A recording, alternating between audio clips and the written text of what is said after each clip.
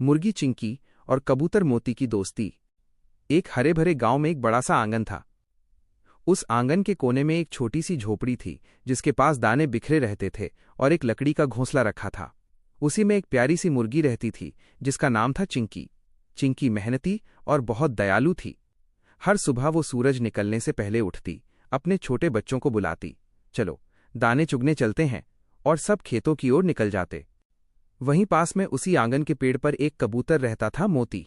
मोती आसमान में ऊंचा उड़ता, गांव के ऊपर से गुजरता और दूर दूर तक देखता। वो बहुत समझदार और मददगार था, लेकिन मोती के कोई सच्चे दोस्त नहीं थे। जब वो नीचे उतरता, बाकी पक्षी उससे बातें नहीं करते, क्योंकि वे सोचते कि मोती तो आसमान में उड़ता है, वो हमारा क्या साथी बनेगा। एक दिन दोपहर में मौसम अचानक बदल गया। काले बादल छा गए, बिजली कड़की और तेज बारिश शुरू हो गई। चिंकी अपने बच्चों को लेकर जल्दी जल्दी अपने घोंसले में भागी, लेकिन छत में छेद था जिससे पानी टपक रहा था। बेचारे बच्चे कांप रहे थे, पंख भीग चुके थे। चिंकी उन्हें अपनी देह से ढकने लगी, मगर खुद भीगती रही। तभी मोती ने ये सब ऊपर से देखा। उसका दिल पिघल गया। वो तुरंत उड़कर पास के पेड़ की सूखी टहनियां और पत्ते तोड़ने लगा। एक एक करके उसने वो सब चिंकी के घोंसले के पास गिराया। चिंकी ने हैरानी से ऊपर देखा।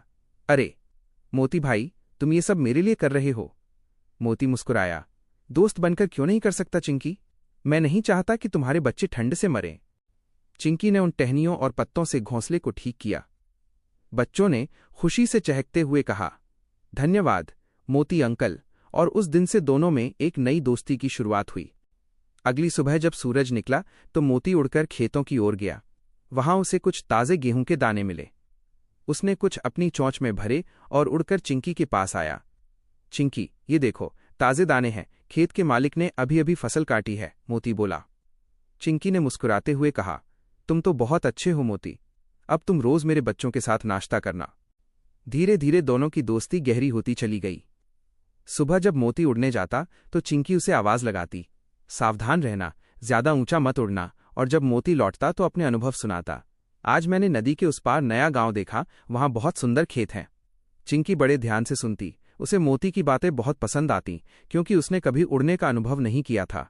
एक दिन गांव में एक बिल्ली आ गई। वो बहुत चालाक थी और रोज किसी न किसी पक्षी को पकड़ने की कोशिश करती। चिंकी डर गई, क्योंकि उसके छोटे बच्चे अब खुले में दाने चुगने जाते थे। मोती ने उसे समझाया, चिंता मत करो चिंकी, जब तक मैं हूं कोई तुम्हारे बच्चों को नुकसान नहीं पहुंचा सकता। अगले ही दिन जब चिंकी और उसके बच्चे खेत में दाने चुग रहे थे, बिल्ली झाड़ियों में छिपी हुई थी। जैसे ही उसने मौका देखा, वो धीरे धीरे झपटने लगी। चिंकी ने खतरा महसूस किया और जोर से चीख उठी। मोती, जो ऊपर उड़ रहा था, उसकी आवाज सुनकर नीचे झपटा। उसने अपनी तेज चोंच से बिल्ली की आंखों के पास चोट मारी। बिल्ली डरकर पीछे हट गई और भाग गई। चिंकी ने आंसुओं भरी आंखों से मोती की तरफ देखा। तुमने आज मेरी जान बचाई मोती, मैं ये एहसान कभी नहीं भूलूंगी। मोती ने मुस्कुराकर कहा, दोस्तों के बीच कोई एहसान नहीं होता चिंकी, सच्ची दोस्ती वही होती है जिसमें एक दूसरे के लिए जान देने से भी पीछे न हटे। उस दिन के बाद गांव के सब लोग मुर्गी और कबूतर की दोस्ती की बातें करने लगे। बच्चे उन्हें देखने आते और कहते, देखो, ये वही मुर्गी और कबूतर हैं जिन्होंने मिलकर बिल्ली को भगा दिया था। समय बीतता गया। एक दिन ठंडी हवा चली, सर्दी का मौसम आ गया। पेड़ के पत्ते झड़ने लगे। मोती के पास अब टहनियां और सूखे पत्ते नहीं बचे थे, लेकिन उसने अपने पंखों से घोंसले के पास गर्माहट देने का उपाय निकाला। वो रात में चिंकी के पास आकर बैठता ताकि उसके बच्चों को ठंड न लगे। धीरे धीरे चिंकी भी बूढ़ी होने लगी। अब उसके पंख पहले जैसे चमकदार नहीं रहे थे, पर मोती ने कभी उसे अकेला नहीं छोड़ा। वो हर दिन उसके लिए दाने लाता और पास बैठकर बातें करता। एक दिन मोती बहुत उदास था।